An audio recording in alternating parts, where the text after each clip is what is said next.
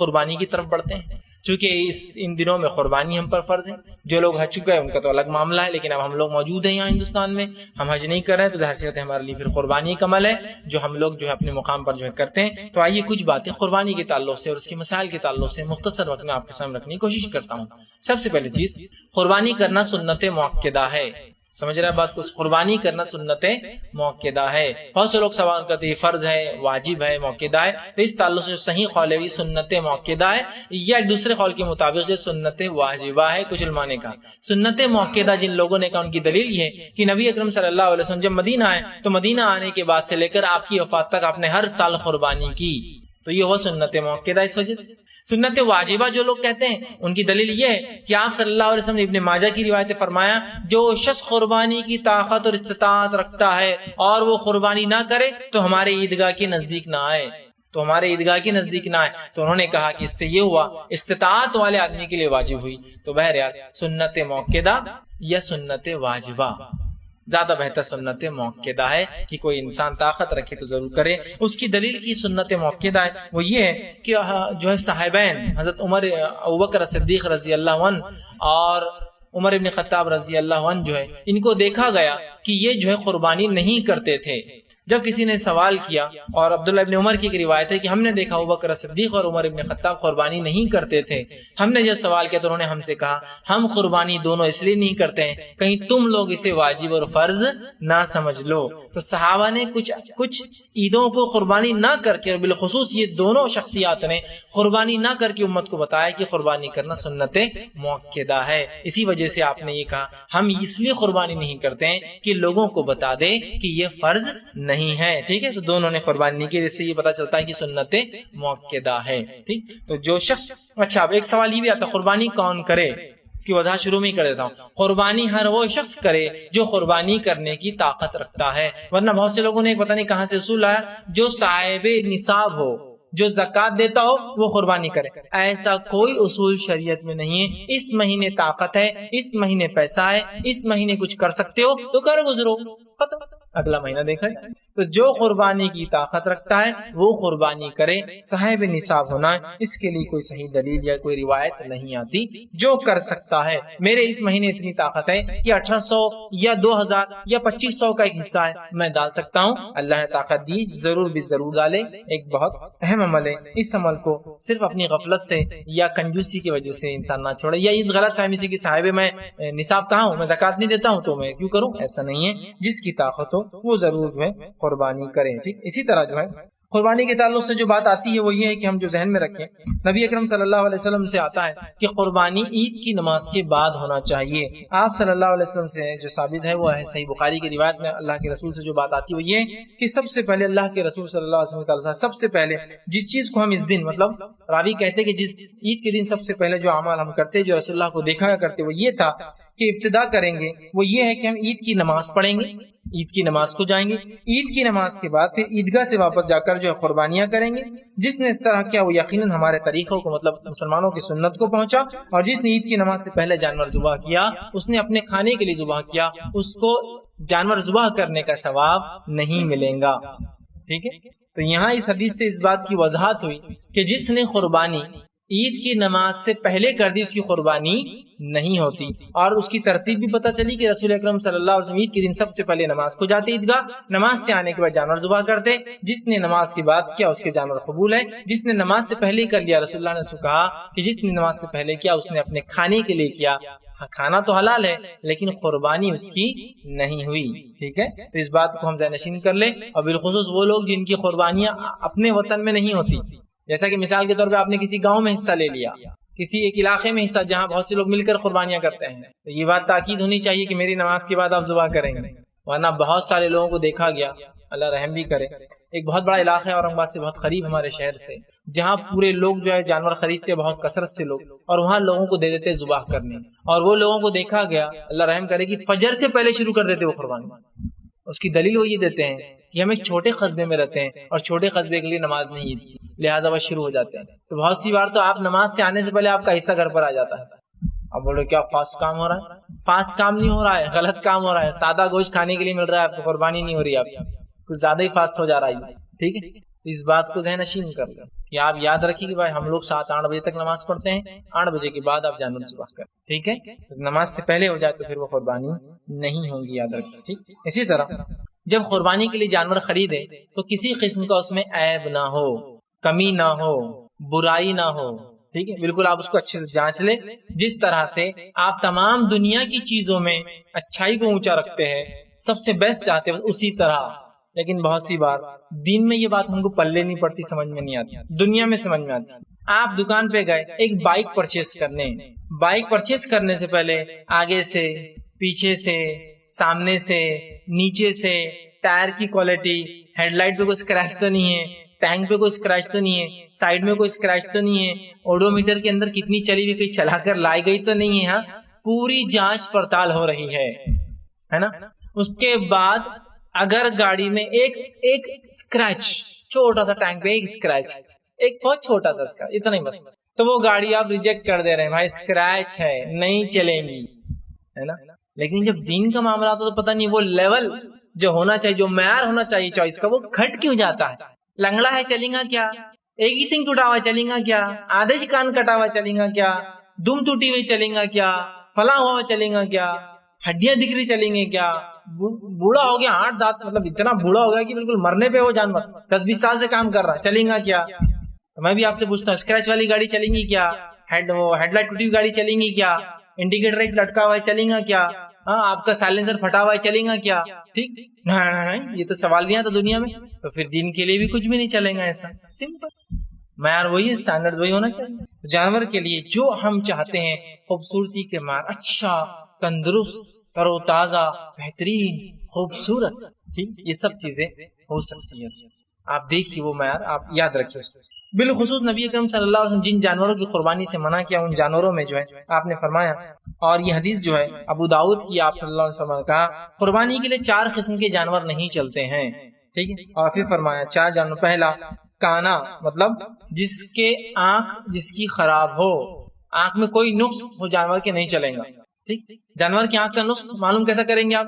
بہت سمپل ہے، جانور کی ایک آنکھ کی طرف ہاتھ کیجئے، یوں کیجئے، وہ خود گردن کو ادھر پھیریں گا، مطلب آنکھ صحیح سلامت ہے، ادھر ہاتھ کیجئے، یوں پھیریں گا، آنکھ صحیح سلامت ہے، نیچے بیٹھ کر دیکھ لیجئے کہ کوئی نقص تو نہیں، سمپل، اتنا آسان ہے، کوئی مسئلہ ہی نہیں، ٹھیک؟ لیکن وہ کہاں ہوتا ہم سے، جانور لا لیا اور جانور کی آنکھ دونوں طرف رہتی ہے، ہم ایک طرف سے دیکھ رہے خالی، دوسری طرف سے خراب ہے، تو یہ نہیں ہونا چاہیے۔ عام ذبح کے لیے ٹھیک ہے، گوشت کھانے کے لیے، لیکن قربانی کے لیے تو آنکھ چیک کر، یہ جانور نہیں چلیں گا، آپ نے فرماتے جو کان، جس کا جو کانا ہو، بھینگا ہو، خراب ہو جس کی آنکھ، ٹھیک؟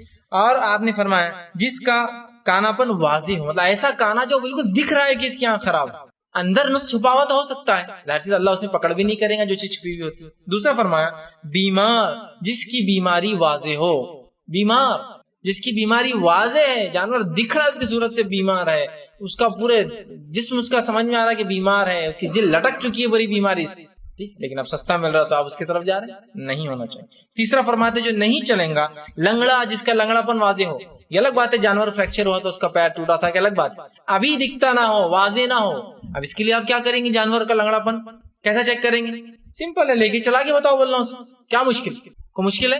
گاڑی لینے سے پہلے ٹیسٹ ڈرائیو کرتے ہیں نا، شرماتی ہوں نکو یار، لے لیں گے بعد میں ٹیسٹ ڈرائیو کریں گے، ارے شرمانے کا کیا ہے، کمپنی کی طرف سے پیسے دے کے لے رہے ہیں، ٹیسٹ ڈرائیو کریں گے، تو جانور کا بھی ٹیسٹ ڈرائیو لیجیے، اس کا مطلب چلا کے بتائیے، بول لنگڑا، جس کا لنگڑا پن واضح ہو، مطلب دکھ رہا ہو کلیئرلی کہ یہ لنگڑا ہے، ٹھیک ہے؟ اور پھر فرمایا چوتھا نہایت لاغیر جانور، نہایت لاغیر جانور جس کے اندر کوئی گودا نہ ہو، مطلب بوڑھا ہو چکا ہو، تھک گیا ہو زندگی بھر کام کر کر، ٹھیک ہے؟ ایسا جانور تو نہیں چلیں گے۔ اسی طرح ایک روایت میں الفاظ ہے، آپ صلی اللہ علیہ وسلم فرماتے ہیں ہمیں کان دیکھنے کا خاص طور سے حکم دیا، کان، چرے ہوئے کان کا، کٹے ہوئے کان کا، ڈیزائن بنے ہوئے کان کا، سوراخ والے کان کا جانور نہیں چلیں گا۔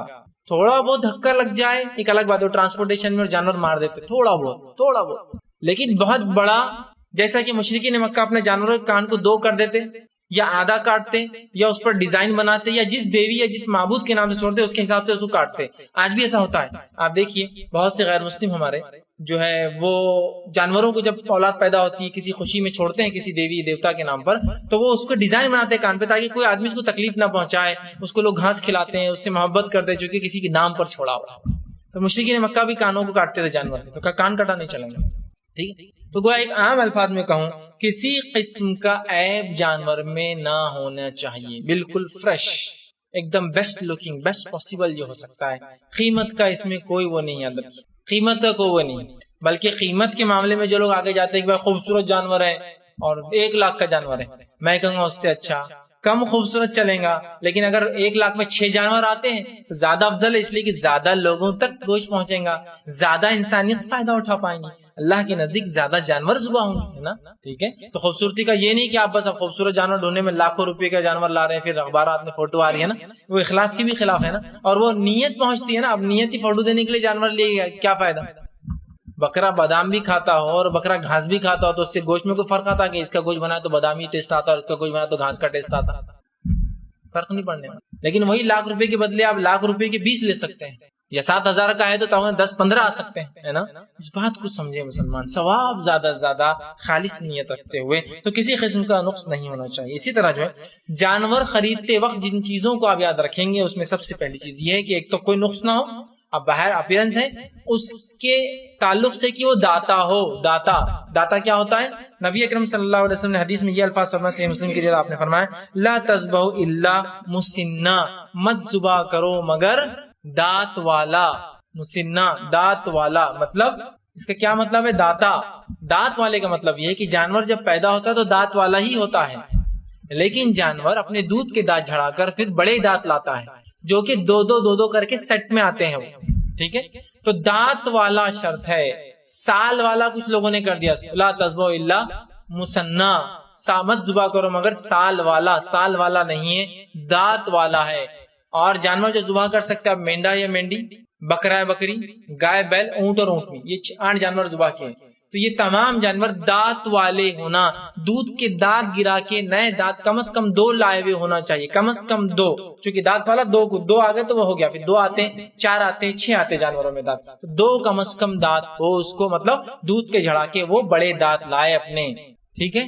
تو اب اس میں عمر کی کوئی قید نہیں ہے۔ یہ ایک الگ بات ہے کہ ہندوستان میں عام طور سے بکرا یا بکری 1 سال یا مینڈا مینڈی 1 سال سے جب بڑے اور 2 سال میں داخل ہوتے دانت گرا کر لاتے ہیں، گائے یا بیل 2 سال سے بڑے 3 سال میں داخل ہو دانت گرا کے لاتے ہیں، اور اونٹ اور اونٹنی 4 سال سے بڑے 5 سال میں جب داخل ہوتے گرا کر لاتے ہیں، لیکن یہ کوئی اصول نہیں ہے۔ کچھ علاقوں میں بکرا بکری 3 سال میں لاتے ہیں اور گائے بیل 4 سال میں آتے ہیں اور اونٹ 6 سال میں لاتا ہے۔ حالات، ماحول، معاشرے کے اعتبار سے، ان کی غذائیت کے اعتبار سے ہو سکتا ہے، لیکن شرط کیا ہے؟ دانت والا۔ اب ہم نے سال والا لے لیا، کسی کو بھی جاتے ہوتے بکرا لینے کا ہے، کتنے سال کا ہے؟ بولتا 1 سال سے اوپر ہے، چل دے دو۔ ارے سال والا نہیں ہے، دانت والا ہے، دانت دیکھو بھائی اس کے تو نہیں ہوا، لا تذبحوا، مت ذبح کرو الا مسنّا، مگر دانت والا۔ اب جو لوگ بولتے ہیں نہیں سال والا، اب اس حدیث کو لے لیا جہاں ٹھیک ہے سال والا، تو پھر سال والا بکرا بھی چلتا، سال والا بیل بھی چلتا، سال والا اونٹ بھی چلتا، نہیں صرف بکرے میں، تو حدیث میں کہا ہے خالی بکرا سال والا۔ لا تذبحوا، مت ذبح کرو مگر دانت والا بکرا یا مینڈا، دانت والا بیل، دانت والا اونٹ یا اونٹنی، دانت والا، سال والا نہیں، ٹھیک ہے؟ تو یہ بات یاد رکھیے کہ اس کو کھول کے بتاؤ بولنا دانت۔ اب آپ بولیں گے دانت کیسے پہچانیں گے؟ دودھ کے دانت چھوٹے ہوتے ہیں اور جو دانت آتے ہیں نا بہت بڑے، 4 5 گنا بڑے ہوتے ہیں، دودھ کے دانت سے بہت بڑے ہوتے ہیں، آپ بالکل دیکھتے بولیں ارے یہ 2 دانت بڑے کیسے، نقلی تو نہیں لگا ہے اس کو؟ نہیں، وہ اس کے دانت ویسے بڑے بڑے آتے ہیں، 2 پھر بیچ کے گر کے آتے ہیں، پھر اس کے بعد کے 2 گرتے ہیں اور اس کے بعد کے 2 گر کے آتے ہیں، سیٹس یہ 2 ایسے 2 آتے جاتے ہیں، ٹھیک ہے؟ سمجھے آپ بات کو؟ تو مت ذبح کرو مگر دانت والا، اس کو ہمیشہ ذہن میں رکھے اور دانت والا وہ کرے، ٹھیک؟ اسی طرح جانور کی جو اندر کتنے حصے ہوتے ہیں، تو بکری دمبے میں اس کا مذکر مؤنث دونوں، لوگ یہ بھی سوال کرتے ہیں کیا بکری ذبح کر سکتے ہیں، کیا مینڈی ذبح کر سکتے ہیں؟ جس کا مذکر حلال ہے اس کا مؤنث بھی حلال ہے، ٹھیک ہے؟ اور کچھ جانور مذکر سے پہچانے جاتے ہیں اور کچھ جانور مؤنث سے پہچانے جاتے ہیں، جیسا کہ آپ کو اگر بولے آج کیا لائے تو بولتے بکری کا ہے یا بکرے کا ہے، کچھ لوگ بولتے، ٹھیک؟ کسی کا آج کیا ہے تو بولتے چکن ہے، تو مطلب ایک سمجھے نا، فیمیل سے اور کچھ جانور میل سے پہچانے جاتے ہیں، جیسا اونٹ کا گوشت اونٹنی نہیں بولتا، کوئی اونٹنی کا گوشت، ٹھیک ہے؟ تو اسی طرح جو ہے بکری کا گوشت، بکرے کا گوشت عام طور سے نہیں بولتے لوگ، بکری کا ہی رہتا، فیمیل سے میل، تو دونوں بھی جائز ہے. تو بکرا ہے بکری، تو آپ مینڈا اور مینڈی، بکرا اور بکری، گائے اور بیل، اونٹ اور اونٹنی، یہ تمام جانور ذبح کر سکتے ہیں. ان میں بکرا اور بکری اور مینڈا اور مینڈی میں ایک حصہ ہوتا ہے صرف، یہ ایک جانور میں.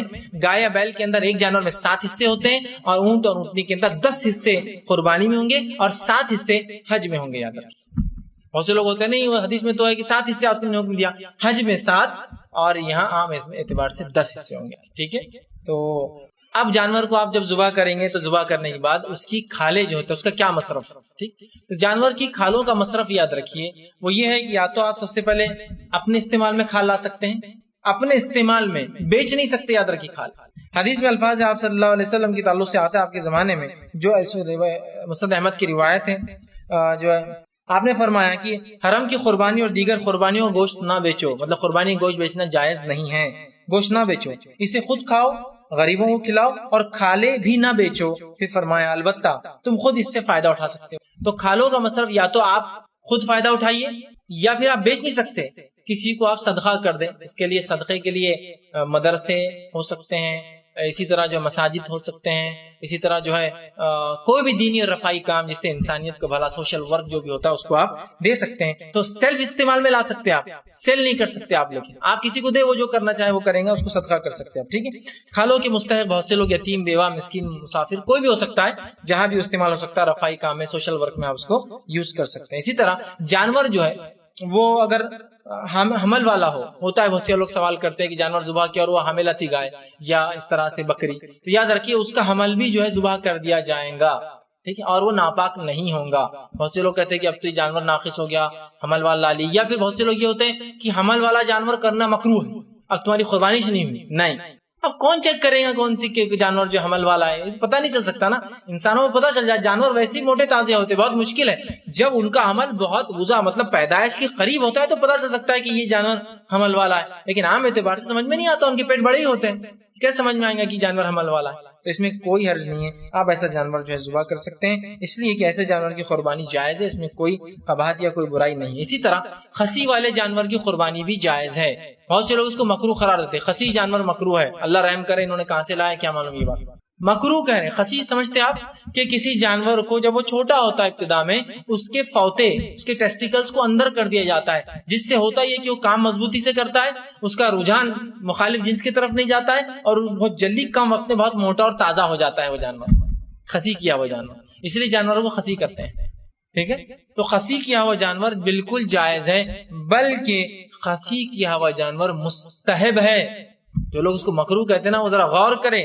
نبی اکرم صلی اللہ علیہ وسلم کے تعلق سے آتا ہے، ابو داؤد کی روایت ہے، آپ حضرت عائشہ فرماتی اللہ کے رسول نے آخری جو قربانی اپنی کی تھی وہ 2 چت کبرے مینڈے، وائٹ اور بلیک کلر کا ان کا رنگ، مختلف سپاٹس تھے ان کے اوپر، بکرے تھے جو خصی کیے ہوئے تھے، خصی کیے ہوئے تھے. اتنی واضح روایت ہونے کے بعد بھی لوگ کیسے فتویٰ دیتے ہیں کہ مکروہ، اللہ رحم کرے سے. خصی کیے ہوئے تھے. نبی کیا ایک ناقص اور مکروہ قربانی کریں گا؟ اور آپ نے ایک بکرا اپنے اور اپنے آل کی طرف سے اور ایک بکرا کہا یہ میرے اور میری امت کے ان لوگوں کی طرف سے جو قربانی نہیں کر پائیں گے. لیکن یہ جو دوسرا بکرا آپ نے امت کی طرف سے کیا تھا، یہ عمل آپ کے لیے خاص تھا. نبی کے لیے کچھ عمل اسپیشل ہوتے ہیں، وہ چونکہ نبی ہوتا ہے، یہ اسپیشل عمل تھا. سمجھ رہے بات کو؟ تو خصی کیا ہوا جانور بھی چلتا ہے. بہت سے لوگ سوال کرتے ہیں اور بہت جھجک کے سوال کرتے ہیں، جھجکنے کا کیا معاملہ شریعت کے اندر؟ ٹھیک، اور یہ کون سی بری بات ہے؟ ایک پریکٹیکل پرابلمز ہوتے ہیں، یہ چیزیں لوگ بہت شرماتے ہیں، اور بہت سی بار جب ایسی باتیں بتائی جاتی تو بولتے دیکھو کتنے بے شرم ایسی باتیں کرتے. اس میں کیا بے شرمی، کیا برائی ہے؟ یہ انسانی سماج اور فطرت کے تقاضوں کے تحت ہے. جو غیر فطری گندی باتیں کرے وہ الگ الگ بات ہے. ٹھیک ہے، بہرحال چلیے. اسی طرح جو ہے اگر جانور خریدنے کے بعد کوئی عیب آ جائے تو، اب آپ نے جانور تو بہت اچھا لیا، صحیح سالم بالکل، اب جانور لینے کے بعد کوئی عیب آ جائے جانور میں تو کیا کریں گے آپ؟ ٹھیک ہے، تو اس تعلق سے جو بات ہمیں پتہ چلتی وہ یہ ہے، جو ایک روایت پیش کی جاتی ہے کہ جو ہے آپ کے زمانے میں ایک صحابی نے جو ایک بھیڑ لائی تھی اور ایک بھیڑیے نے آ کر اس کا تکہ نکال لیا. آپ نے کہا کہ تیرے لینے کے بعد ہوا نا تو کر لے. یہ روایت ویسے ضعیف ہے، یاد رکھیے ضعیف. علماء اس معاملے میں لکھتے ہیں کہ جو انسان طاقت رکھتا ہے وہ دوسرا جانور ذبح کرے، جو انسان طاقت رکھتا ہے دوسرا جانور ذبح کرے، اور جو انسان طاقت نہیں رکھتا، محال ہے اس کے لیے دوسرا لانا، تو پھر وہی کر لے. جانور لایا اور کوئی بڑا نقص ہو گیا، چھوٹا موٹا تو ہوتا ہے، ٹچز لگ جاتے ہیں، خروش لگ جاتے ہیں، سنگ ایک دوسرے کے تھوڑے وہ جھڑا دیتے، کبھی مارنے میں ایک دوسرے کا تھوڑا زخم آ کے خون نکل جاتا ہے، یہ تو نارمل ہے، ہوتا ہی ہے. اتارتے وقت جو ہے کانٹے لگ گئے، گاڑی کا کوئی حصہ لگ گیا، یہ تو کوئی نارمل ہی مسئلہ ہے. کوئی نقص آ جائے بڑا تو پھر کیا کرے؟ جس کی طاقت ہو وہ نہ لا لے، نہ لا سکتا ہو تو پھر وہ اس بات پہ عمل کر سکتا ہے کہ اس کی طاقت نہیں جو ہے اس کو وہ جو ہے ذبح کر دے۔ ٹھیک، اسی طرح جو ہے جب جو انسان جانور ذبح کرے گا اس ذبح کے اندر سے اس کو اجرت کے طور پر آپ کچھ بھی نہیں دے سکتے، نہ کھال نہ گوشت، اجرت کے طور پر نہیں، تحفے کے طور پر دیجیے آپ۔ صلی اللہ علیہ وسلم کی روایت ہے، حضرت علی رضی اللہ عنہ فرماتے ہیں، یہ جو ہے بخاری کی روایت، مجھے اللہ کے رسول صلی اللہ علیہ وسلم حکم دیا کہ قربانیوں پر کھڑا ہو گیا کہ قربانی پہ کھڑا ہو، اور یہ کہ ان کھالوں سے قصابوں کو اجرت نہ دینا یا اس کی۔ ٹھیک، تو آپ وسلم کی حدیث ہے کہ آپ نے حضرت علی کو اپنی قربانیوں پہ کھڑا کیا، علی دیکھو اس کو، لیکن یاد رکھنا قصاب کو اجرت ہم دیں گے، قصاب کو اجرت تم اس کے اندر سے نہیں دینا۔ ایسا ہوتا ہے نا کہ آپ کہیں گے بھائی کھال لے لو، کھال کتنے کی؟ 1500 کی، تم کھال لے لو اور اجرت مت لو، نہیں چلے گا۔ قصاب کو اجرت آپ کو الگ سے دینا ہوگی، تو کھال تو آپ اپنے لیے استعمال کر سکتے ہیں یا پھر صدقہ کرنا ہے، اس کو بیچ نہیں سکتے۔ ہاں، قصاب کو آپ تحفتاً کچھ دیں، بھائی یہ لیجیے آپ کا ہدیہ جو آپ نے کاٹا اس کا اتنا پیسہ، اور میں آپ کو دیکھتا ہوں آپ غریب ہے تو کھال بھی آپ لے کر بیچ کے استعمال کر لیں، وہ ہو سکتا ہے، لیکن اجرت کے طور پر جانور میں سے کوئی حصہ قصاب کو دینا جائز نہیں ہے۔ تحفے کی شکل میں دے سکتے، اجرت کے طور پر نہیں۔ اسی طرح ایک گھر کی طرف سے ایک بکری کفایت کر جائیں گی، اللہ نے طاقت دی ہے تو ہر آدمی کرے، لیکن اگر ایک بھی کر دی جائے تو سب کی طرف سے ہو جائیں گی۔ اس کے تعلق سے ابو ایوب انصاری رضی اللہ عنہ کی روایت ہے، ابن ماجہ کی روایت ہے، آپ نے فرمایا اور کہا، جب آپ سے پوچھا کہ ابو ایوب انصاری رضی اللہ عنہ سے کہ اللہ کے رسول کے زمانے میں آپ لوگ کیسی قربانیاں کرتے ہیں، تو انہوں نے فرمایا کان الرجل فی عہد النبی صلی اللہ علیہ وسلم، ہم میں سے ایک شخص اللہ کے رسول صلی اللہ علیہ وسلم کے زمانے میں یہ کرتا، یضحی بالشاۃ عنہ وعن اہل بیتہ، کہ ہم اپنے طرف سے اور اپنے گھر والوں کی طرف سے ایک بکری ذبح کرتے۔ تو ایک بکری میں ایک خاندان، باپ، اس کی جو ہے ماں، بیٹا، بیٹی، مطلب بیوی، شوہر، بیوی اور ان کے بچے سب اس میں شامل ہے، سمجھتے؟ ایک بکری میں ایک خاندان۔ اور گائے کے، بیل کے اندر کتنے حصے ہوتے ہیں؟ 7، تو ایک بڑے جانور میں 7 خاندان، اور ایک اونٹ کے اندر 10 حصے ہوتے، 10 خاندان، حصے نہیں، ہمارے پاس اب حصے چلتے، ابا کا ایک حصہ، امی کا حصہ، میرا ایک حصہ، بیوی کا ایک حصہ۔ اب پیسے نہیں نا اتنے، لیکن اتنے حصے ہوتے، تو بولتے امی کا حصہ اور ابا کا حصہ، میرا نہیں ڈالتا ہے تو بیوی ناراض ہوگی، بیوی کا بھی۔ امی کا ابا کا ڈالنے کی ضرورت نہیں میرے بھائی، اگر والدین نہیں کماتے ہیں اور آپ کے ماتحت جیتے ہیں تو بیٹے کا ایک حصہ ماں، باپ، بیوی، بچے سب کی طرف سے ہو جائیں گا۔ یہ بات سمجھ ہی نہیں پاتے، بولتے یہ سال ابا کی طرف سے، اگلے سال امی کی طرف سے، اگلے سال میری طرف سے، اگلے سال بیوی کی طرف سے، اگلے سال بیٹی، اور ہر سال ملال رہتا ہے کہ اپنی طرف سے نہیں کر پا رہا ہوں۔ ارے میرے بھائی یہ کافی ہے، یہ سادگی ہے اسلام کی۔ اللہ نے طاقت دیا ہے تو ایک ایک فرد اپنے طرف سے ہزار جانور کرے، شریعت منع نہیں کرتی ہے، لیکن طاقت نہیں ہے تو ایک حصہ بھی سب کی طرف سے کافی ہے، سب گھر والوں کو اس کا ثواب مل جاتا ہے، لیکن یہ بات ہمارے پلے پڑتی نہیں۔ کیا عجیب معاملہ ہے، اللہ نے دیا۔ جیسا کہ نبی اکرم صلی اللہ علیہ وسلم جو حج کیا، آپ نے اس میں 100 اونٹ ذبح کیا اپنے طرف سے، 100 اونٹ مطلب کتنے حصے ہو گئے؟ 1000 حصے۔ ایک روایت میں آتا آپ نے اپنے اور اپنے بیوی بچوں کی طرف سے ایک بیل ذبح کیا، 7 حصے، اور ایک روایت میں آتا آپ نے آخری قربانی میں ایک چت کا بڑا بکرا اپنے اور اپنے بیوی بچوں کی طرف سے، اہل و عیال کی طرف سے ذبح کیا۔ ایک ہی کیا نا، 2 کیے، ایک امت کی طرف سے، ایک اپنی طرف سے۔ تو آپ نے تینوں عمل بتا دی، زائد اور کم دونوں ہیں۔ 7 حصے کی طاقت تھی، کم تھی تو 1 کیا، زیادہ تھی تو 100 بھی کیا، ڈیپینڈ۔ تو آپ جتنے چاہے کیجیے، شریعت منع نہیں کرتی، لیکن اگر ایک بھی کر لے، طاقت نہ ہو، سب کی طرف سے ہو جائیں گے انشاءاللہ۔ قربانی اگر ایک فرد کر لے تو سب کو انشاءاللہ اس کا ثواب مل جائے گا، یہ بات یاد رکھیے۔ تو ایک خاندان بکری میں، 7 خاندان بیل میں، اور 10 خاندان اونٹ کے اندر ہوں گے، یاد رکھیے، ٹھیک۔ اسی طرح جو ہے قربانی کا گوشت کیا کریں؟ تو قربانی کا گوشت آپ جو چاہے کر سکتے، شریعت نے اس کو آپ کا کسی قسم سے مکلف نہیں بنایا، لیکن ظاہر سی بات ہے جب ایک آدمی قربانی دے رہا ہے اور اپنے بھائی کو نہ دے تو پھر کیا قربانی نے سکھایا اس کو؟ کچھ نہیں سیکھا آپ نے، ہے نا؟ کتنی چیز دینا چاہیے۔ لیکن میں یہ بات اس لیے کہہ رہا ہوں کہ بہت سی بار لوگ آتے ہیں بولتے ارے میں سعودی عرب میں عید کیا، پھر ارے وہ عرب لوگ ایسے رہتے شیخ پورا کھایا تھے بکرا قربان کر کے، تو کس کو تم کو لا کے دینا تھا؟ اب ہم ملیں گا نہیں انسان۔ دیکھیے اندازہ لگا اس مقام پہ جہاں ہر آدمی اپنے طرف سے بکرے ذبح کر رہا ہے، وہ کس کو لے آ کے دیں گا 3 حصے کر کے؟ غریب کہاں سے ڈھونڈ کے لائیں گا؟ تم کو لگتا تم اتنے غریب ہو، جا کر بولو، اگر نہ دے تو پھر بولو کہ یار اتنا وہ تھا کہ میرے جیسے غریب کو بھی نہیں دیا، وہ ایک الگ شکل ہے۔ تو سمجھنے کی ضرورت ہے۔ ہم کیا سمجھتے ہیں 3 حصے کرنا فرض ہے، ایک حصہ خود کھانا فرض ہے، اب نہیں بھی کھاتا رہا تو کھاتے بیٹھتے۔ جیسا کہ اب ایک بیل میں نے اپنے طرف ذبح کر دیا، 1 کنٹل گوشت آ گیا تو 3 حصے کو رکھتا ہے، 30 کلو تو گھر والوں نے کھانا ہی کسی بھی حال میں، ایک حصہ گھر والوں نے کھانا، ایک حصہ رشتے داروں میں بانٹنا ہی ہے، اب نہیں ہے تو ڈھونڈو رشتے دار، اور نہیں تو دوسرے وطن لوگ لے جاتے ہیں، وطن یہاں سے وہاں لے جاتے ہیں، اللہ رحم کرے، اور بولے ایک حصہ غریبوں میں دینا شرط ہے، اب غریب نہیں تو کہاں سے لائیں گے؟ یورپ امریکہ میں کہاں سے غریب ڈھونڈیں گے؟ ایسا کوئی شریعت نے نہیں کہا۔ ہاں اچھی بات ہے کہ آپ 3 حصے ایک خود کے لیے رکھیے، یہ اس شخص کے لیے جو پورا کھا جاتا ہے اس کے لیے 3 حصے کرنا اچھی بات ہے، لیکن وہ شخص جو پورا دینا چاہتا ہے اس کو کیوں 3 حصے کرا رہے آپ؟ میں اپنی قربانی کر کے پورا بانٹ دینا چاہ رہا ہوں، اب آپ بول رہے ہیں 3 حصے کرو تو مجبوراً مجھے کھانا پڑ رہا اس میں سے، میں نہیں کھانا چاہ رہا ہوں، اللہ نے مجھے دے رکھا ہے، سمجھ رہے ہیں بات کو؟ اب اصول بن نہیں وہ کھانا پڑتا، بولے نہیں تو بولے وہ قربانی مکروہ ہو جاتی، کیوں؟ بولے تم دوسروں کو بانٹ رہے خود نہیں کھا رہے۔ اب آدمی پریشان کیا کروں، مطلب معاملہ ایسا ہو گیا جہاں شریعت نے کوئی اصول نہیں لگائے وہاں ہم نے اصول بنائے، اور جہاں اصول لگا دیے کیا ہوتا نہیں کرے تو کیا ہوتا نہیں کرے تو، اور جہاں نہیں ہے کر لی تو کیا ہوا، کر لی تو کیا ہوا، عجیب معاملہ ہے نا امت کا، بتایا جا رہا ہے تو چھوڑ دیتے ہیں، چھوڑنے کا حکم نہیں آ رہا تو بولتے کیا وہ کر لیں۔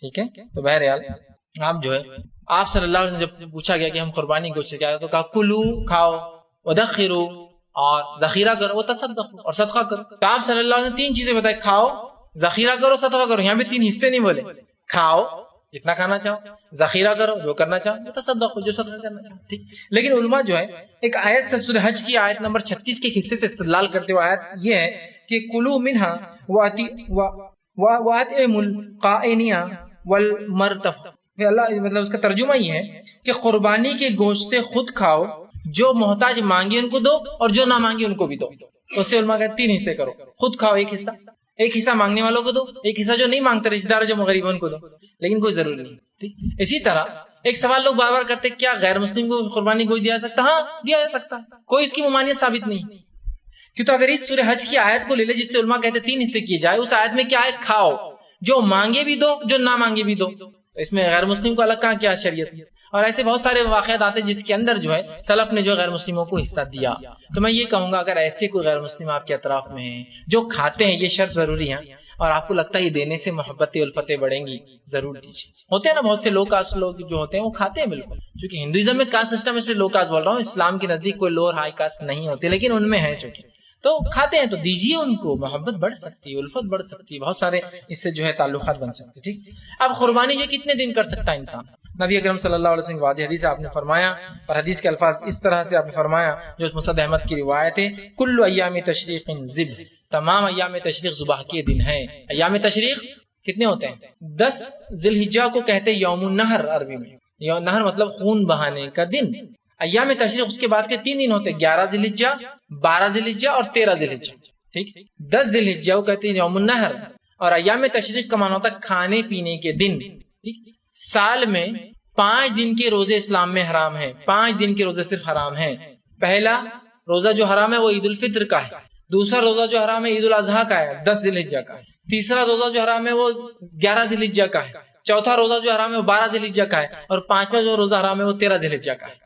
ایام تشریق اور 2 عیدین کے روزے حرام ہیں، عید 2 دن کی ہے ہوتی ہے اور ایام تشریق 3 دن ہوتے ہیں، تو کتنے روزے حرام ہے شریعت نے؟ 5۔ ایک تو عید کا دن جو عید الفطر ہے، اور باقی 4 پورے ایک ساتھ آتے ہیں، 10 ذی الحجہ، 11، 12، 13 ایام تشریق۔ تو ایام تشریق تمام ذبح کے دن ہیں، تو قربانی کی جا سکتی 10 کو، یہ افضل ہے، 10 کو کرنا قربانی افضل ہے، کی جا سکتی ہے 11 کو، کی جا سکتی ہے 12 کو، کی جا سکتی ہے 13 کی اثر تک۔ اب بہت سے لوگ بولتے ہیں یہ 4 دن قربانی کرنے والے لوگ، اپن 3 دن قربانی کرنے والے لوگ۔ ارے میرے بھائی، یہ ہمارا اور تمہارا شریعت اپنی اور پرائی منمانی چیز تو نہیں نا کہ میرے پاکٹ میں سے نکالو اور میں بتا دوں اور آپ کی پاکٹ میں نکالو اور یہ بتا رہے۔ رسول اللہ کیا فرمائے؟ کل ایام تشریق سے، تمام ایام تشریق ذبح کے دن ہیں۔ میں اور آپ کون ہوتے ہیں پھر اس کو ریسٹرکشن دینے والے؟ کون ہوتے ہیں اس کو آخری نقطہ لگانے والے؟ پہلے دن کی قربانی افضل ہے نا، میں کیا کہہ رہا ہوں، آپ طاقت نہیں ہے، پیسہ نہیں ہے، استطاعت نہیں ہے، 13 کو بن گئی آپ کی طاقت استطاعت، تو 13 کو کیجیے نا۔ خامخواہ ایک افضل عمل چھوڑ دے رہے آپ صرف اس وجہ سے کہ نہیں بس ہمارے نزدیک 3 دن قربانی، ہمارے اور تمہارے نزدیک نہیں، بات کتاب و سنت کے نزدیک کی ہونا چاہیے۔ تو تھوڑا سا تعصب کے چشمے نکال دے تو یہ سب ہو جاتا، تعصب کا چشمہ لگا لی تو ہر چیز کالی نظر آتی ہے، یہ ضروری ہے بہرحال۔ تو کل ایام، تمام ایام تشریق۔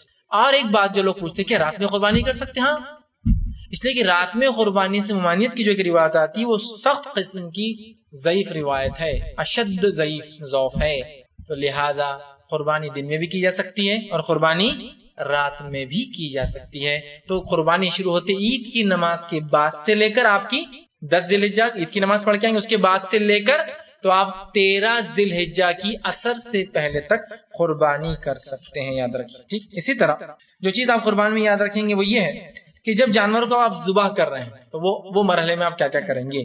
جانور کو ذبح کرتے وقت سب سے پہلے چھری کو تیز کر لے۔ آپ نے حدیث میں فرمایا کہ جانور کو ذبح کرنا بھی احسان کے طریقے پر سب سے اچھے طریقے پر ہوگا، چھری تیز کر لے۔ ماں عائشہ فرماتی اللہ کے رسول پر جانور ذبح کرنا ہے اور ہمیں چھری تیز کرنے کا پتھر پہ حکم دیا تاکہ جانور کو کم تکلیف ہو اور خامخواہ اسے تکلیف نہ ہو ٹھیک۔ اسی طرح دوسری چیز جو چیز یاد رکھیں گے، جانور کو ذبح کرتے وقت کوشش کرے کہ اس کا منہ قبلے طرف ہو۔ ادھر قبلہ اس لیے ادھر بتا رہا ہوں ڈائریکشن، تو آپ ہر بار ادھر کر دیں، قبلے طرف کرے اگر پاسبل ہو تو، کہ تو جانور کبھی ضد کرتا ہے کبھی نہیں سمجھتا ہے بات، سمجھ رہا، کوشش کرے اس کے لیے جانور کو تکلیف نہ پہنچائے۔ میں نے ایک مرتبہ دیکھا ایک صاحب جانور کو ادھر کرنے کے چکر میں تو اتنا سخت انہوں نے عمل اختیار کیا، اس کی دم کھینچی کہ اس کی دم توڑ ڈالی۔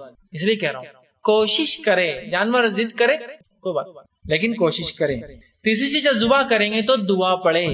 دعا کے لیے یاد رکھیے سب سے چھوٹے الفاظ جو دعا کے، اور یہ کافی بھی ہے، وہ یہ ہے کہ آپ کر سکتے ہیں، یہ جو ابو داؤد کی روایت صاحب ہے، بسم اللہ اللہ اکبر، بسم اللہ کے نام سے، اللہ بڑا ہے، بسم اللہ اللہ اکبر، اور آگے آپ کو بولنا تو آپ یہ بول سکتے ہیں اللہم ھذا منک ولک، اے اللہ یہ میری طرف سے تیرے لیے۔ اگر یہ الفاظ نہیں بولنا تو یہ بھی چھوڑ دیجیے، بسم اللہ اللہ اکبر، اے اللہ میری طرف سے تیرے لیے، اردو میں بول دیجیے، بسم اللہ اللہ اکبر ہی اس کے الفاظ ہیں ٹھیک ہے۔ آپ صلی اللہ اس کی بات کہتے صحابہ کہتے اللہم ھذا منک ولک، اے اللہ میری طرف سے، یہ ہماری طرف سے تیرے لیے ٹھیک ہے۔ اس طرح کے الفاظ ادا کر سکتے ہیں۔ اس کے علاوہ بھی جو الفاظ ثابت ہیں وہ یہ ہے، اس کے تعلق سے آتا ہے کہ یہ روایت ضعیف ہے لیکن بہت سارے صحابہ کے آثار ملتے ہیں کہ وہ اس کو پڑھا کرتے، تو لہٰذا یہ بھی پڑھا جا سکتا ہے، جس کے اندر آتا ہے انی وجہت وجہیا للذی فطر السماوات والارض حنیفا وما انا من المشرکین ان صلاتی ونسکی ومحیای ومماتی للہ رب العالمین لا شریک لہ وبذلک امرت وانا اول المسلمین۔ اس کے بعد آپ کہیں گے بسم اللہ اللہ اکبر اللہم ھذا منک ولک۔ بسم اللہ اللہ اکبر تو سب صحابی میں، لیکن کسی کو یاد نہ ہو تو یہ پڑھ سکتے۔ دوسرا لوگ سوال کرتے ہیں کیا قربانی کے وقت وہ ایسا لے کر نام پڑھ سکتے ہیں؟ بالکل پڑھ سکتے ہیں، حدیث میں الفاظ ہی کیا ہے، اللہم ھذا منک ولک، اللہ میری طرف سے۔ اب لیکن ایک جانور میں 7 لوگ ہیں تو اللہ ہماری طرف سے فلاں بن فلاں فلاں بن فلاں فلاں بن فلاں فلاں بن فلاں لے سکتے تاکہ پتہ چلے کس کا ہے۔ اس میں کوئی ممانعت یا کوئی بری بات نہیں ہے، ورنہ بہت سے لوگ بولتے ہیں ہاں غیر اللہ کا جانور نام پہ حرام ہے نا تمہارے نزدیک، ہم بولیں ہاں قربانی جانور پہ کیسا نام لیتے اپنا؟ ارے اللہ وہ تو بہت ہی پیدل ہے بیچارہ۔ غیر اللہ کے نام یہ ہوتا ہے کہ کسی کی نسبت میں قربانی کرنا، یہاں یہ کہا جا رہا ہے اللہ ان کے طرف سے، یہاں تھوڑی اس کے نام سے، تھوڑا سمجھنے کی چیز ہے نا۔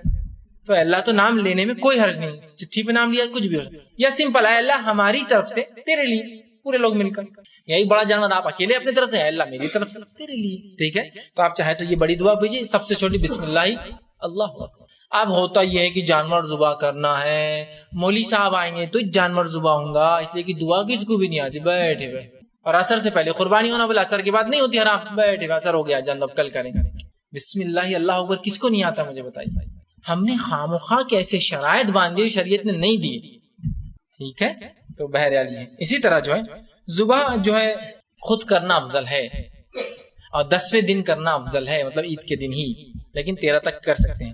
لیکن اگر کوئی خود سے ذبح نہ کرے تو دوسرا بھی کر سکتا ہے۔ اللہ کے رسول صلی اللہ علیہ وسلم نے قربانی کی، اور حدیث میں آتا ہے کہ آپ نے 63 اونٹ ذبح کیے، جس قربانی میں 100 کیے تھے، اور اس کے بعد آپ تھک گئے اور آپ نے حضرت علی سے کہا اب تم ذبح کرو، علی رضی اللہ عنہ کرتے ہیں، میں نے باقی کے 37 اونٹ ذبح کیے۔ افضل خود کرنا ہے، اگر خود نہ کر سکے تو کوئی اور بھی کر سکتا ہے، یاد رکھیں۔ اسی طرح قربانی وضو اور بغیر وضو، حاصل کو قربانی کے لیے وضو شرط ہے کیا؟ قربانی کے لیے وضو شرط نہیں ہے، مستحب اچھی بات، شرط نہیں ہے کہ اس کے بغیر نہیں۔ اسی طرح قربانی کیا صرف مرد کر سکتا ہے؟ نہیں، قربانی مرد بھی کر سکتا ہے اور عورت بھی کر سکتی ہے۔ صحابیات کے تعلق سے آتا وہ قربانیاں کرتی تھی، میں بھی کہوں گا آپ عورتوں سے بھی قربانی کروائیے، اس لیے کہ اس سے انسان میں جذبہ آتا ہے، قربانی کا جذبہ آتا ہے۔ آج کل تو بہرحال وہ معاملہ نہیں رہا، قربانی تو وہ دور کی بات ہے، کاکروچ سے ڈرنے والے لوگ کیا قربانی کریں گے، ہے نا؟ ہماری عورتیں کاکروچ سے ڈر رہی ہیں، اس سے ہوتا کیا ہے؟ بہت سی بار میں عورتوں کو اس معاملے میں بہت سخت بولتا ہوں کہ یہ ڈر اور یہ چھوڑ دینا چاہیے، اس لیے کہ جب آپ لوگ ایسی ڈرپوک رہیں گی تو آپ ہی کو بچے ہمارے دیکھتے ہیں نا۔ اب میرا بھی اگر بچہ ہے، وہ مرد بھی ہے لیکن پلتا اس کی ماں کی گود میں، ماں کاکروچ ڈریں گی تو میرا بچہ بھی کاکروچ سے ڈرے گا، ہے نا؟ ماں مضبوط ہوں گی تو بچے مضبوط ہوں گے، سیدھی سی بات ہے نا۔ ایک چیز ہے، ایک واقعہ لوگ سناتے ہیں کہانی وجہ سے، کہ ایک شیر رہتا، وہ ہوتا ہے کہ بچپن میں بچھڑ جاتا اپنے ماں باپ سے، اس کو لا کے بھیڑ میں رکھ دیتے، مینڈیوں میں، اور وہ بھیڑوں میں پلتا بڑھتا اور بڑا ہو جاتا۔ ایک دن یہ ہوتا کہ شیر آتا ادھر سے، شیر جنگل میں، تو پورے بھیڑے بھاگتی نکل کر، تو یہ شیر بھی بھاگتا ان کے ساتھ، تو بھیڑیں پوچھتی تم کیوں بھاگ رہے تھے اس سے؟ تو تم بھی تو بھاگ رہے تھے نا، اس پہ ساتھ رہنے کا اثر ہو گیا تھا. حالانکہ جو اس کے اوپر حملہ کر رہا وہ بھی شیر تھا، شیر کو کیا بھاگنے کی ضرورت شیر سے، لیکن وہ رہ کر ہو جاتا ہے. تو مائیں مضبوط ہوں گی تو میں سمجھتا ہوں بچے بھی ان کی جو با ہمت لوگ ہوں گے، ہے نا. ٹھیک ہے، تو یہ ایک موقع ہوتا ہے انسان کی ہمت کا، جستجو کا. اور جب آدمی یہ کام نہیں کرتا ہے نا تو بہت پھر اس کو ڈر لگتا ہے، گھبراہٹ ہوتی ہے نا، بہت مشکل ہوتا ہے. ٹھیک ہے، تو بہرحال مرد بھی کر سکتا ہے، عورت بھی کر سکتی ہے. ٹھیک، اسی طرح جو ہے 10 کو قربانی کرنا یہ سب سے افضل ہے. اس کے علاوہ اچھا بہت سے لوگ یہ سوال کرتے ہیں کون سی قربانی سب سے افضل ہے؟ بکرا کرنا، مینڈا کرنا، بیل کرنا، اونٹ کرنا. اس معاملے میں کوئی رائے تو ہم نہیں کہہ سکتے کہ قرآن حدیث سے کوئی بات ثابت ہو، لیکن علماء کی رائے میں جو سلف لکھتے ہیں اس میں ایک رائے یہ ہے جس میں سب سے زیادہ گوشت نکلے اور انسانوں کو سب سے زیادہ فائدہ ہو، سب سے افضل قربانی ہے. تو اونٹ سب سے افضل ہوگا، اس کے سب سے زیادہ نکلتا ہے، پھر بیل ہوگا، اس کے بعد پھر چھوٹی. ٹھیک ہے، تو یہ چند باتیں تھی قربانی کی. اب آئیے عید کے دن کیا کیا چیزیں آپ یاد رکھیں اور کریں وہ بھی بتا کے انشاءاللہ بات ختم کر رہا ہوں اپنی. کوڑی اور اس کے بارے میں، اور پتھر اور جھاڑ اور پہاڑ، زندہ اور مردہ کے تعلق سے ہم نے تفصیلات دیکھی. پھر آخری جو ہم نے سیریز بہرحال دیکھی تھی اس میں ہم نے برکات کے تعلق سے بہرحال کچھ چیزیں دیکھی تھی، تبرکات کیا ہوتے ہیں، کیسے ہوتے ہیں، صحیح کیا اور غلط کیا. چلیے آگے آئیے اور اسی کی کڑی میں کوئی کڑی جوڑتے ہیں. غیر اللہ کے نام سے جانور ذبح کرنا، اس کے تعلق سے ہم دیکھیں گے اور کچھ تفصیلات آج اسی کے بارے میں آپ کے سامنے ڈسکس کروں گا اس ایپیسوڈ کے اندر. تو غیر اللہ کے لیے جانور ذبح کرنا یاد رکھیے شرک اکبر ہے، اس لیے کہ جانور کا ذبح کرنا یہ خالص اللہ رب العزت کے لیے ہی ہو سکتا ہے، یاد رکھیے. ٹھیک ہے، تو جو بھی اللہ کے علاوہ کسی کے لیے جانور ذبح کرتا ہے وہ شرک کہلاتا ہے، اور یہ شرک اکبر ہے، یاد رکھیے. اور جانور کے ذبح کرنے سے میں سمجھتا ہوں آپ تمام کو معلوم ہے اس کا معنی کیا ہے کہ جانور کو ذبح کیا جائے، اللہ کا نام لے کر ذبح کیا جائے، اور ظاہر سی بات اس میں خون بہانا شامل ہوتا ہے، یاد رکھیے. اسی کو ذبیحہ کہتے ہیں، ذبح کرنا جس کو کہتے ہیں عام زبان میں، یاد رکھیے. ٹھیک ہے، تو غیر اللہ کے لیے جانور ذبح کرنا یاد رکھیے یہ شرعاً جو حرام ہے اور شرک ہے، اور یہ شرک اکبر ہے، اس لیے کہ جانور کو ذبح کرنا یہ عبادت ہے، یاد رکھیے. اور کسی بھی عبادت کو اللہ کے علاوہ اگر ہم کریں گے تو یہ شرک ہو جائیں گے، یا کسی عبادت کو اللہ کے علاوہ کریں گے کسی اور کی نزدیکی حاصل کرنے کے لیے یہ بھی شرک ہوتا ہے، یاد رکھیے. ان چیزوں کو ہم سمجھیں. اور شرک اکبر اور شرک اصغر کے تعلق سے کچھ باتیں ہم بہت ڈیٹیل میں پہلے دیکھ چکے ہیں، اور بھی آپ کو سمجھنا ہے تو آپ پچھلے ایپیسوڈز کو دیکھیں. بہرحال چلیے آگے بڑھتے ہیں. تو یہ بھی یاد رکھیے بندگی کا عبودیت کا ایک پارٹ ہے، یاد رکھیے. اور جب ایک انسان کسی کے لیے جانور ذبح کرتا ہے تو اس کا مقصد یہ ہوتا ہے، یاد رکھیے کہ وہ جانور ذبح کر کے اس سے استعانت، یاد رکھیے مدد مقصود ہوتی ہے.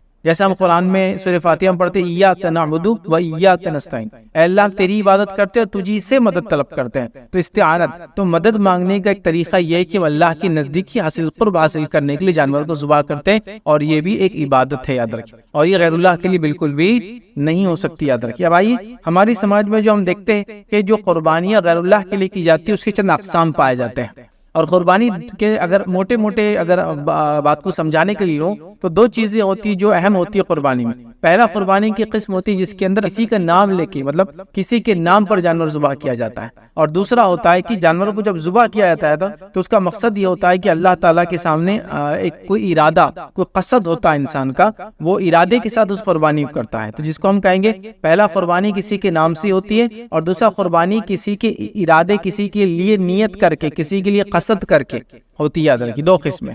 ٹھیک ہے، ان دو کو آپ سمجھیں، اور ان دو قسموں کو 4 حصوں میں تقسیم کر کے صرف آپ کو سمجھاؤں گا، یاد رکھیں.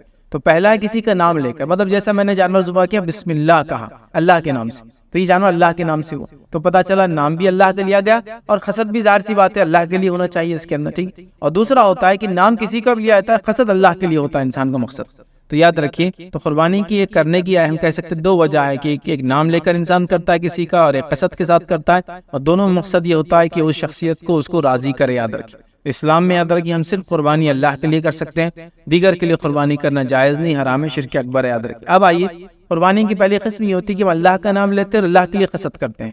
مطلب قربانی میں نام بھی اللہ کا لیا گیا اور ارادہ، قصد، انٹینشن، نیت بھی یہ تھی کہ اللہ کے لیے چیز کی جا رہی ہے. یاد رکھیے. اور یہ اصل توحید ہے، یہ قسم اصل توحید ہے. یاد رکھیں اس کے علاوہ جتنی چیزیں آئیں گی وہ یاد رکھیں شرک کی قسم ہے.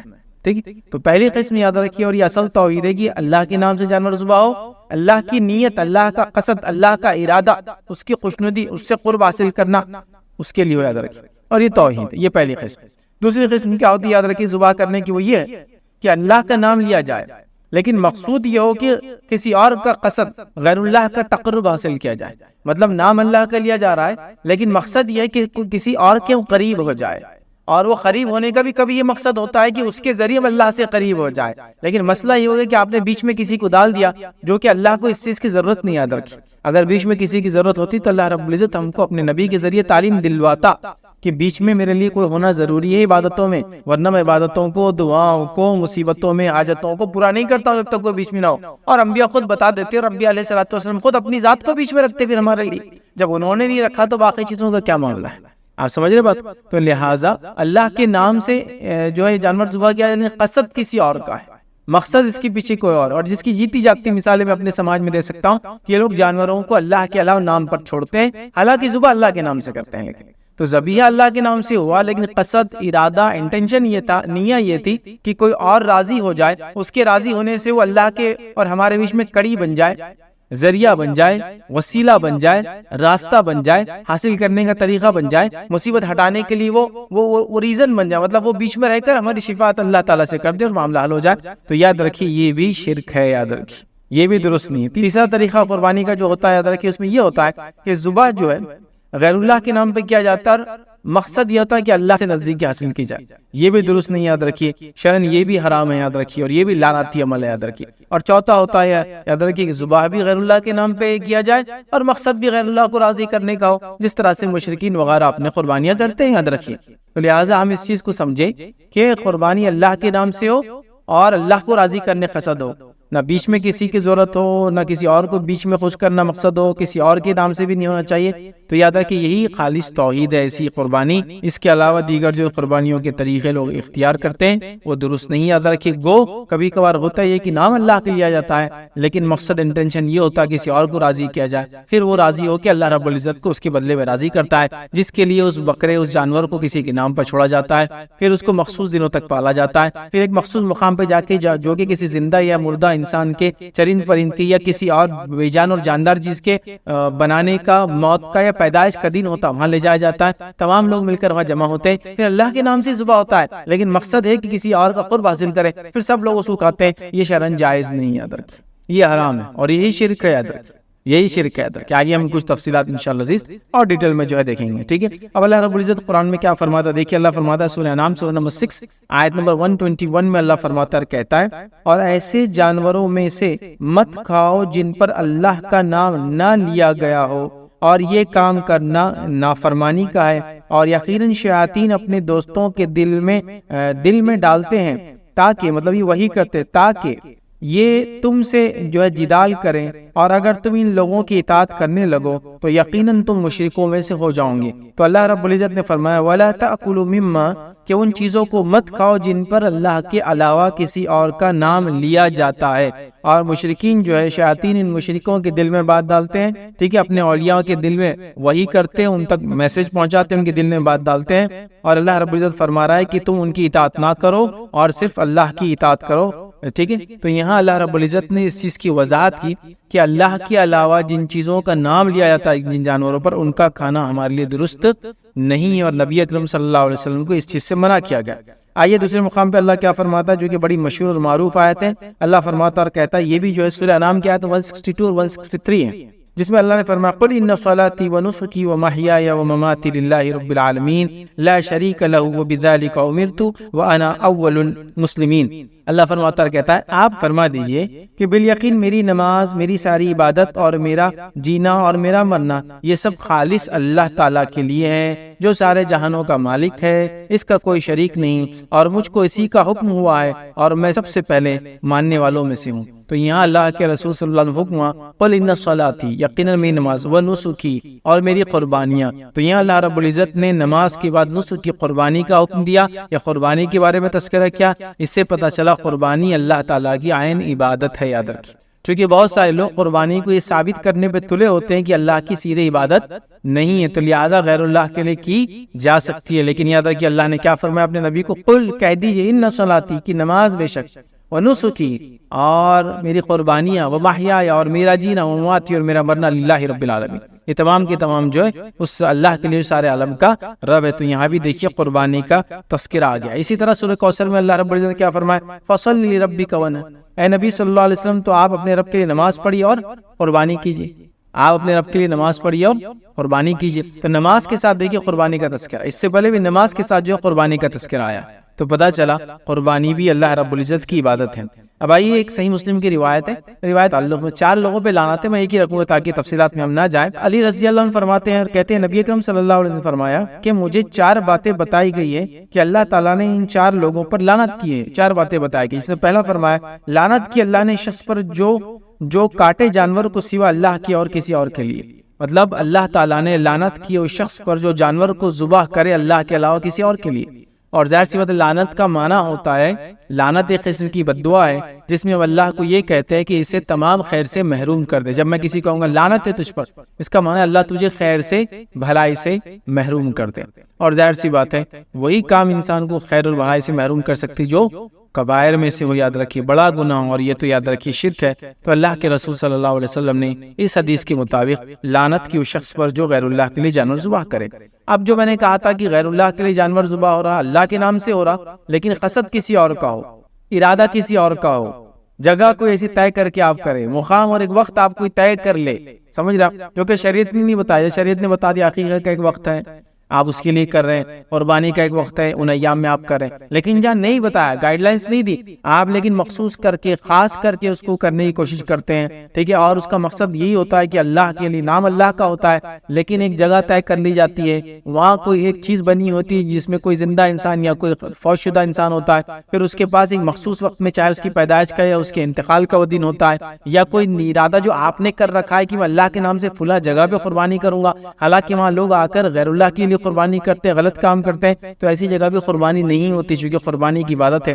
یہاں ایک روایت دیکھی جس کے اندر غیر اللہ کے نام پہ قربانی کی گئی، اور اس کا نتیجہ کیا ہوا وہ ہم دیکھتے ہیں۔ روایت کا علماء کا کلام ہے، ضعیف ہے، اور یہ امام بیہقی نے اس بات کو روایت کیا شعب الایمان میں، اور جو ہے طارق بن شہاب رضی اللہ عنہ اس کے راوی فرماتے اور کہتے ہیں سلمان فارسی رضی اللہ عنہ نے کہا ایک شخص ایک مکھی کی وجہ سے جنت میں گیا اور ایک شخص ایک مکھی کی وجہ سے جو ہے جہنم پہنچا۔ لوگوں نے کہا وہ کیسے؟ آپ نے فرمایا 2 آدمیوں کا ایک قوم پر گزر ہوا جس کا ایک بت تھا، وہ کسی کو وہاں سے چڑھاوا چڑھائے بغیر گزرنے کی اجازت نہ دیتے تھے۔ ان لوگوں نے ان میں سے ایک سے کہا چڑھاوا چڑھاؤ، اس نے کہا میرے پاس چڑھانے کے لیے کچھ بھی نہیں ہے۔ انہوں نے کہا تمہیں جو ہے یہ کام ضرور کرنا ہوگا، خواہ ایک مکھی کیوں نہ چڑھاؤ، مطلب ضروری تم کو ایسے گزرنا ہے تو یہ کرنا ہوگا۔ اس نے ایک مکھی چڑھاوا چڑھا دی، ان لوگوں نے اس کا راستہ چھوڑ دیا اور اسے آگے جانے کی اجازت دے دی، وہ اس مکھی کے سبب جہنم میں پہنچ گیا۔ ٹھیک ہے، انہوں نے دوسرے سے کہا تم بھی کوئی چڑھاوا چڑھا دو، اس نے کہا میں تو اللہ کے سوا کسی کے واسطے کوئی چڑھاوا نہیں چڑھاؤں گا، انہوں نے اسے قتل کر دیا، یاد رکھیے، اور یہ شخص جو ہے سیدھا جنت میں پہنچ گیا۔ تو پتہ چلا ایک مکھی کے غیر اللہ کے نام پر چڑھانے کی وجہ سے، قربانی دینے کی وجہ سے ایک انسان جہنم رسید ہو گیا، اور دوسرے انسان نے غیر اللہ کے نام پر ایک مکھی بھی نہ چڑھائی جس کے نتیجے میں وہ جنت میں چلا گیا چونکہ اسے مار دیا گیا۔ اب کوئی یہ سوال کر سکتا ہے کہ یار یہ تو جبرن ہوا، اس کو کہا گیا کہ ہم راستہ نہیں چھوڑیں گے، جانے نہیں دیں گے، تو زبردستی میں تو کوئی کام ہو جائے تو شریعت اس کو معاف کرتی ہے، لیکن یہ واقعہ پچھلی شریعتوں سے ہے، اور ہو سکتا ہے اس کے اندر اس معاملے میں یہ گنجائش نہ رہی ہوں گی کہ مجبور بھی کر دیا جائے تو انسان ایسا کرے۔ جیسا کہ ہم بہت ساری باتیں جانتے ہیں، موسیٰ علیہ السلام کے زمانے ہم جانتے ہیں اللہ تعالیٰ نے ایک فکس مقام رکھا تھا، صرف نماز وہیں ہوتی تھی، اور ایک فکس جگہ تھی جاتا کہ وہیں قبول ہوتی تھی، اور وضو کے لیے پانی کنڈیشن ہی تھا، لیکن اس امت کے لیے کیا ہوگا، تیمم کی سہولت دی گئی اور ساری زمین کو سجدہ گاہ بنا دیا گیا سوائے قبرستان اور جو ہے بیت الخلاء کو چھوڑ کر، ہے نا، تو شریعتیں بدلتی ہیں۔ تو یہ پچھلی شریعت کیا، تو کوئی اب اس سے یہ نہ کرے ارے یہ تو زبردستی تھا، زبردستی کسی سے کرایا جاتا یہ کیوں؟ اس شریعت کے اندر یاد رکھیے یہ معاملہ طے تھا کہ زبردستی مطلب کوئی فورس بھی کرے تو آپ یہ کام نہیں کریں گے شرک والا، نتیجتاً اس کو قتل کر دیا گیا، نتیجتاً وہ جنت میں چلا گیا چونکہ اللہ رب العزت نے اس کو اس کا بدلہ عطا فرما دیا، یاد رکھیے۔ تو لہٰذا یہاں اس سے بات واضح ہوئی غیر اللہ کے نام پر قربانی نہیں کی جا سکتی، اور یہ بہت سنگین جرم ہے اور بہت بڑا گناہ، یاد رکھیے۔ اب آئیے آگے ہم بڑھتے ہیں، غیر اللہ کے نام پہ ذبح کے اندر ہم یہ دیکھتے ہیں، یاد رکھیے ہم ایسی جگہ بھی اللہ کے نام پہ جانور ذبح نہیں کر سکتے جہاں غیر اللہ کے نام پر جانور ذبح کیا جاتا ہے، یاد رکھیے، جس کے بارے میں کچھ ایکسپلینیشن میں پہلے رکھ چکا ہوں تھوڑا سا آگے، تو وہ باتیں ہم دیکھتے ہیں کہ ایسی جگہ، ایسا مقام جہاں آپ اللہ کا نام لے کے تو کر رہے ہیں لیکن وہاں غیر اللہ کے نام پہ لوگ جانور ذبح کرتے ہیں، جس سے ہوتا یہ ہے کہ مشابہت قائم ہوتی ہے، جس سے ہوتا یہ ہے کہ اشتراک نظر آتا ہے، مطلب آپ کو برابر نظر مشترک نظر آتے ہیں اس کام میں، یا پھر مشابہت جیسی ہوتی ہے کہ بھائی یہ بھی تو یہاں قربانی کر رہا، اب آپ بول رہے غلط ہے، اور یہ بھی تو یہی قربانی کر رہا اور آپ بول رہے صحیح ہے، یہ کیسے ہو سکتا ہے؟ تو ایسی جگہ چونکہ یہاں شک اور شبہ ہوتا ہے، اللہ کے رسول صلی اللہ علیہ وسلم نے جہاں مشرکین قربانی کرتے تھے، جہاں مشرکین کچھ چیزیں ایسی کرتے تھے جو غیر اللہ کے لیے ہوتی تھی، وہاں مسلمانوں کو بھی ایسے کام کرنے کی اجازت نہیں دی بلکہ ان کو روکا۔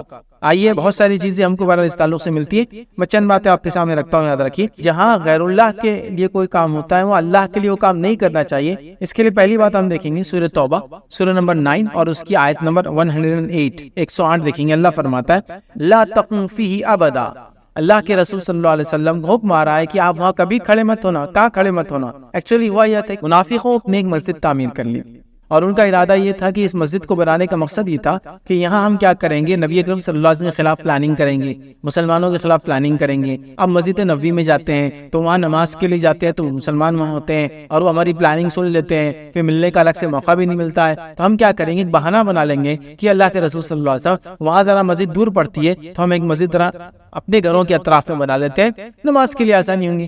نبی اکرم صلی اللہ علیہ وسلم کو اللہ حکم دے رہا ہے لا تقم فیہ ابدا، اے نبی آپ کبھی مت کھڑے ہونا اس مسجد کے اندر۔ کیوں نہیں کھڑے ہونا؟ کہ اللہ فرماتا اور کہتا ہے آپ کبھی اس میں کھڑے نہ ہونا، البتہ جس مسجد کی بنیاد اول دن سے تقوی پر رکھی گئی ہو وہ اس لائق ہے کہ آپ وہاں کھڑے ہو۔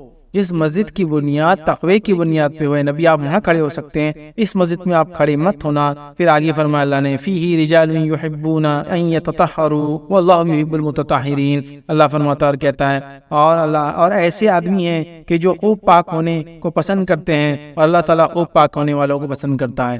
تو ایسی مسجد میں آپ کبھی مت کھڑے ہونا جس کا مقصد تقویٰ نہ ہو۔ تو کوئی ایسی جگہ ہم صحیح کام بھی نہیں کر سکتے جو جگہ صحیح نہ ہو، یا جہاں غلط کام ہوتا ہے وہاں صحیح کام بھی آپ نہیں کر سکتے چونکہ وہاں مشابہت قائم ہو جاتی ہے، چونکہ وہاں یکسانیت نظر آتی ہے، اشتراک جیسی کوئی چیز نظر آتی ہے۔ ٹھیک ہے، تو اس بات کو ہم کو سمجھنا ہے۔ اور مسجد چونکہ اللہ تعالیٰ کی مخالفت میں تھی، نبی اکرم صلی اللہ علیہ وسلم مخالفت میں بنی تھی، مسلمانوں کے خلاف چال بازیوں کے لیے بنی تھی، اللہ رب العزت اس میں حکم دیا کہ وہاں کھڑے نہ ہو۔ آئیے دوسرا واقعہ دیکھتے ہیں۔ ثابت بن ضحاک رضی اللہ عنہ جو بیان کرتے اور کہتے ہیں، یہ سنن ابو داؤد کی روایت ہے، رسول اللہ صلی اللہ علیہ وسلم کے زمانے میں ایک شخص نے نظر مانی۔ کیا نظر مانی؟ کہ وہ بوانا، ایک جگہ کا نام ہے، بوانا نامی ایک جگہ پر اونٹ ذبح کرے گا۔ اب وہ شخص نبی اکرم صلی اللہ علیہ وسلم کے پاس آیا، اس نے عرض کیا کہ میں نے بوانا میں اونٹ ذبح کرنے کی نظر مانی ہے۔ تو نبی اکرم صلی اللہ علیہ وسلم نے اس کو کچھ سوالات پوچھے، سنیے۔ کیا جاہلیت کے بتوں میں سے کوئی بت وہاں تھا جس کی عبادت کی جاتی تھی؟ اس شخص نے جب نظر مانگی کہ مقام پر ذبح کروں گا، تو نبی اکرم صلی اللہ علیہ وسلم پوچھتے کیا جاہلیت میں کوئی بت تھا جس کی لیے لوگ قربانی کیا کرتے تھے یا وہاں اس کی عبادت کی جاتی تھی؟ تو لوگوں نے کہا نہیں۔ ٹھیک، پھر آپ صلی اللہ علیہ وسلم نے فرمایا کیا کفار کی عیدوں میں سے کوئی عید وہاں منائی جاتی تھی؟ عید مطلب بار بار جو دن آتا ہے جس کو منایا جاتا ہے، تو کیا کوئی ایسی عید تھی جو منائی جاتی تھی اس جگہ پر؟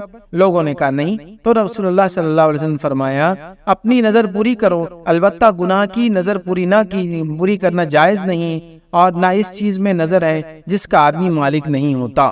تو یہاں نبی کریم صلی اللہ علیہ وسلم نے پھر ان کو اجازت دی اپنی قربانی کرنے کا، لیکن پہلے ویریفائی کرایا کہ یہاں مشرک اپنی قربانیاں نہیں کرتے تھے، دور جہالت میں ایسی کوئی چیز نہیں ہوتی تھی، کوئی ایسے کام نہیں ہوتے تھے جہاں مشرکین جمع ہوتے تھے بار بار عید کا دن، جیسے عید کہتے بار بار آنے والی چیز کو، ٹھیک ہے، جیسے عید آتی ہے ہماری بار بار ہر سال آتی ہے، ٹھیک ہے۔ تو جب آپ نے اس کو کنفرم کیا تب اجازت دی، ورنہ اس سے پہلے اجازت نہیں دی۔ تو اس سے پتہ چلا، یاد رکھیے کہ ہم ایسی جگہ قربانی اللہ کے نام پہ بھی نہیں کر سکتے جہاں لوگ غیر اللہ کے نام پہ کام کرتے، قربانیاں کرتے، نظر مانگتے، نیاز کرتے، منتیں پوری کرتے جو اللہ کے لیے نہیں ہوتی۔ تو لہٰذا ایسی جگہ ہم بھی اپنی قربانیاں نہ کریں جہاں غیر اللہ کے لیے لوگ قربانی کرتے ہیں، اور قربانیاں خالص اللہ کے لیے کریں، اللہ کی لیے قربانی ہو، اللہ کے نام سے قربانی ہو، اور اللہ کے دل میں نیت بھی ہو کہ اللہ کا قرب حاصل ہو۔ ایسا بھی نہ ہو کہ اللہ کا نام لیا جا رہا ہے لیکن دل میں بات ہو کہ کسی اور سے نزدیکی حاصل کی جائے، اور ایسا بھی نہ ہو کہ غیر اللہ کا نام لیا جائے اور اللہ کا قرب حاصل کرنا مقصود ہو، اللہ کا ہی نام لیا جائے اور اللہ کا ہی قرب حاصل کرنا مقصد ہو، انٹینشن ہو۔ تو یاد رکھیے قربانیاں کامیاب ہے۔ تو میں گزارش کروں گا اپنی قربانیوں کے معاملے میں بڑے محتاط رہے، اور اللہ کے علاوہ کبھی جو ہے قربانیاں کسی اور کے لیے ہم نہ کریں، ورنہ یہ ہمارے دنیا میں خسارہ اور آخرت میں بہت بڑے خسارے کا بہرحال ذریعہ بنے گا۔ اللہ رب العزت سے دعا ہے کہ اللہ سبحانہ تعالیٰ ہم تمام کو جو کچھ سنا گیا اور کہا گیا اس عمل کی توفیق عطا فرمائے۔